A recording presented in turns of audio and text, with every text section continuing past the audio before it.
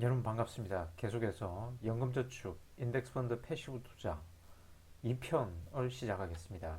지난 시간에 한 거는 요 목차를 한번 이렇게 쭉 설명해 줬죠. 제 블로그 가시면 요 공지에 있는 연금저축 인덱스펀드 패시브 투자 운용 방안 원포인트 레슨이죠. 요거 가지고 계속합니다. 자, 그래서 일단 계좌를 만들어야 되겠죠. 그죠? 계좌. 요 블로그에는 미래셋 정권이 예시로 되어 있는데 요거 보고 만드시면 돼요.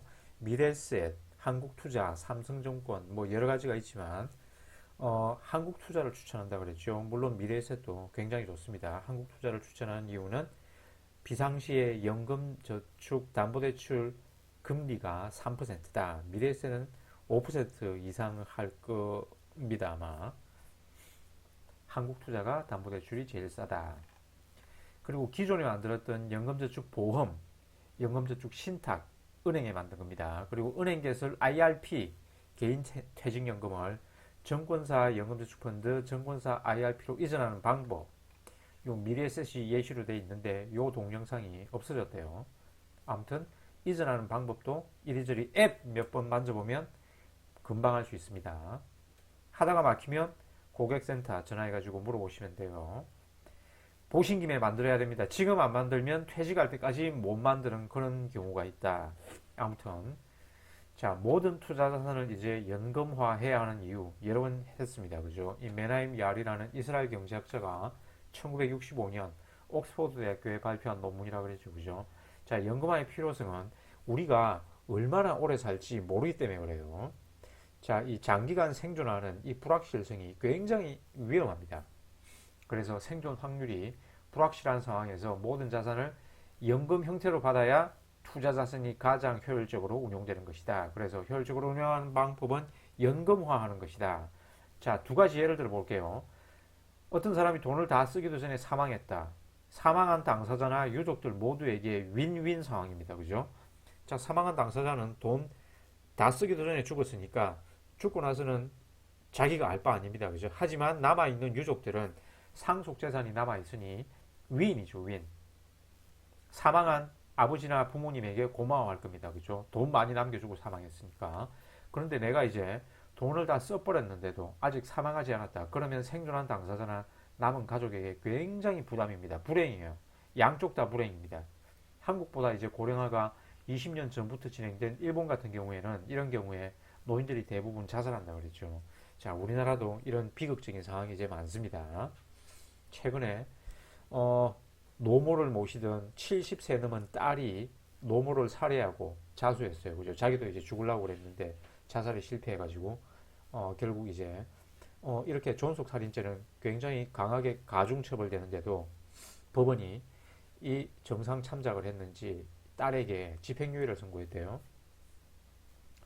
아마 이게 2017년 일이었던가 16년 일이었던가 불과 한 4, 5년 전의 일입니다. 이제 우리나라도 이런 비극적인 일이 발생하고 있습니다. 그러니까 여러분들의 모든 투자 자산을 연금화 해가지고 자녀한테 부담을 주면 안 됩니다. 그 실제로 여러분들 회사에서도 이런 사람들이 있겠지만 그 부모님 간병 때문에 돌봄 휴직을 신청하는 사람들이 아마 있을 거예요. 이 돌봄 휴직은 무급 휴직이거든요. 그래서 돈이 안 나옵니다. 월급이 안 나와요. 그래서 연로한 부모님이 이렇게 연금이 없으면 자녀들한테 부담을 주게 됩니다. 지금 이제 4, 50대 부부들은 대개 자녀가 한두 명 정도밖에 안 되죠. 그죠?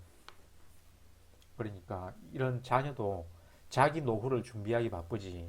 그리고 자기 가정생활 유지하기 바쁘지. 노부모를 부양할 그런 여력이 안 돼요. 자, 그래서 연금화 해야 된다. 그런 얘기입니다. 그래서 수학적 구조를 보면 요 시기, 요 공식을 토대로 전 세계의 공적연금과 사적연금이 설계됐습니다.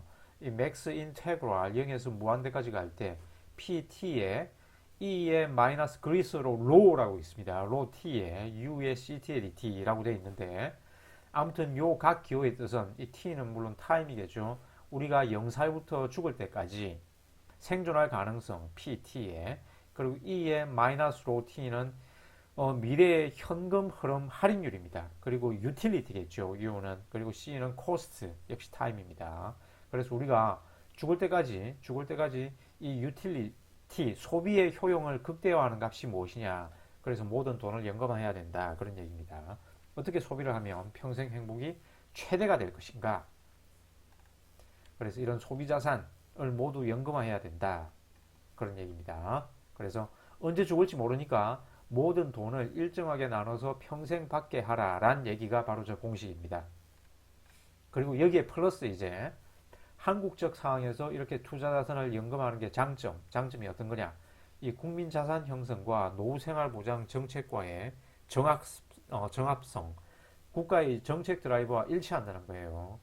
되게 뭐 소득주도 성장은 자기의 정치적인 입장에 따라서 이게 뭐 찬반이 갈리겠지만 어쨌든 진보 정권이든 보수 정권이든 소득주도 성장을 일변도로 실천함에 있어서는 큰 차이가 없습니다. 그리고 되게 이렇게 예전에는 아파트 메뚜기 뛰면서 중산층의 자산 형성을 지원했는데 이제 그런 거는 지금 불가능하니까 고금리 저성장 시대에 그런 거는 더 이상 불가능하니까 이제 국민의 연금 자산 형성을 도와주면서 노후 대비 스스로 하라라고 국가가 정책 드라이버를 걸고 있습니다. 그래서 연금저축, IRP, ISA 그 연금전환 제도는 모두 이렇게 아까 얘기했던 메나미 아리의 노후소득 평생화를 구축합니다. 그래서 이렇게 개인이 연금형 자산을 늘리는 행위 자체가 국가의 노후소득 보장 체계와 개혁과 정합적으로 연결된다. 그래서 이런 사람들은 자기 노후 대비 잘 됐으니까 국가가 이렇게 세금 혜택도 주고 국가에 부담을 안 주잖아요. 그죠? 그리고 이렇게 연금으로 주식 투자를 하게 되면 자연스러운 장기 투자 습관이 형성됩니다. 연금 계좌는 중도 인출이 불가능한 것은 아니지만 중도 인출이 굉장히 어렵습니다. 그죠? 중도 인출 해버리면 세액 공제받은 원금과 수익에 대해서 16.5% 기타 소득세를 부과하죠. 그죠? 물론 이게 세액 공제받은 거 그대로 반납하는 수준이지만 일종의 페널티 과세가 돼가지고 중도 인출을 망설이게 돼요. 그래서 자연스럽게 장기 투자 습관이 형성됩니다. 그래서 이렇게 행동 재무학적 디폴트 구조를 형성한다. 즉 투자자가 시장 타이밍에 흔들리지 않고 자동적으로 장기 복리 구조로 자산이 형성된다. 특히 자동적으로 월급 들어오면 계좌 이체해가지고 ETF 자동 매수하고 그런 시스템을 설정해 놓으면 뭐 계좌도 안 쳐다보고 시장이 뭐 변동성이 클 때마다 계좌를 자주 안 쳐다보니까 자연스럽게 뇌동 매매의 유혹에 휩쓸리지 않게 된다. 그래서 연금 계좌는 중도 인출이 어렵고 이 말은 틀린 말입니다. 그죠? 언제든지 인출하면 되죠. 기타 소득세 내고 그죠? 그리고 국가 재정 안정성에도 기여하게 되겠죠. 국민이 스스로 연금 자산을 형성하면 노후에 공적 이전 지출, 그러니까 세금으로 기초연금 주고 생활보조금 주고 이런 부담이 줄어듭니다. 그죠? 이런 훌륭한 애국자들한테는. 그리고 온 국민이 이렇게 국민연금 욕해도 주식 투자반에서 개인 투자자 90%는 국민연금 수익률조차 이기지 못합니다. 국민연금 수익률이 30년 연평균 수익률 약 5.5%에서 6% 정도 되지만 옛날에 그 도표 봤잖아요. 그죠? 개인 투자자들의 평균 수익률은 1.9%밖에 안 돼요. 중앙은행 기준금리 이기기도 힘듭니다. 그래서 노후 자산을 이렇게 개인 자의적 판단에 맡겨놓으면 국민의 90%는 노후 파산입니다. 이렇게 자기 돈으로 개별 주식, 위험한 파생 상품 그런 거 하다가 다 파산합니다. 그죠? 그래서 일정 부분은 이렇게 국가가 강제적으로 이렇게 공적연금에 가입시켜야 돼요. 그리고 이렇게 자기 돈 마음대로 이렇게 주식으로 운영하다가 파산해버리면 결국 또 뒷세대의 부양 부담으로 작용하겠죠. 그리고 세제 및 사회보험 측면의 연금형 자산의 효율성.